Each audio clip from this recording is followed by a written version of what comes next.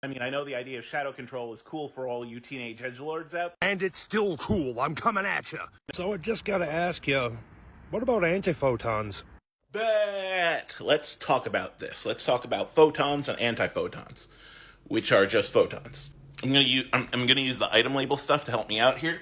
So you got matter, you got antimatter. When they come in contact, they annihilate.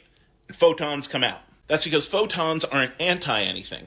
They have no charge. They just exist. The reason why the math works both ways is because both ways you end up getting photons. Photons are their own antiparticle. That's pretty cool. Now, here's the weird thing. When matter and antimatter annihilate, all the energy, all the stuff that made that matter has to go somewhere. It goes into the electromagnetic spectrum.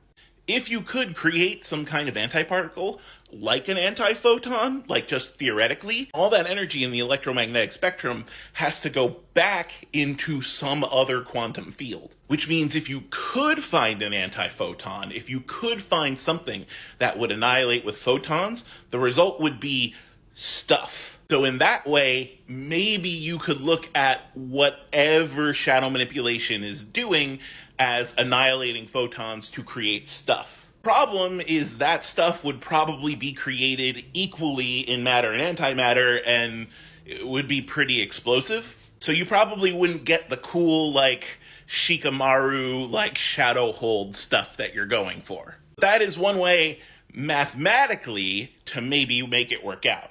But again, that's more theoretical fantasy, science fantasy than you might think, because photons in the real world are their own antiphotons. They're themselves. Anyway, follow me for more nerdy science stuff, and if you want your own particles and antiparticles, go to the link in my link tree to item label and use code RPG for 15% off.